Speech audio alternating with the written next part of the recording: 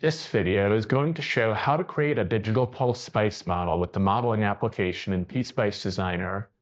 With modern electronics becoming faster and more complex, modeling realistic behavior is essential to ensure design accuracy. With the ubiquity of digital components, an accurate digital source must be incorporated. New in PSpace 23.1 is the ability to quickly create a digital pulse space model for accurate simulation of digital designs with a wizard-based approach. Start by opening the provided design in PSpace 23.1 or later. Select Place, PSpace Part, Modeling Application from the menu.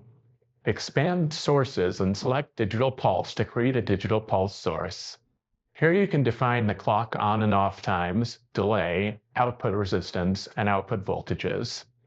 Define the model parameters as required. With the source defined, click Place to attach it to your cursor. Click to place the pulse source on the input pulse net in the schematic. Now let's place the simulation probes.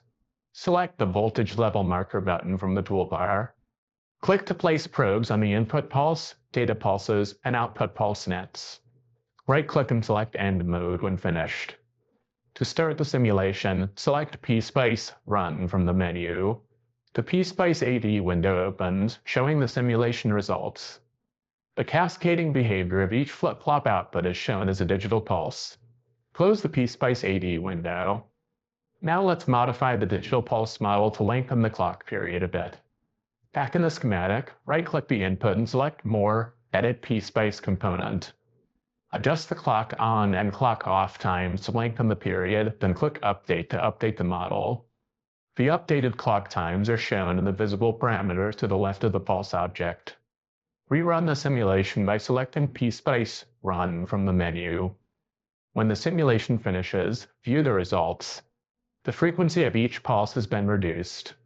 Quickly create the required digital pulse space models and simulate accurate digital circuit behavior with the PSpace modeling application.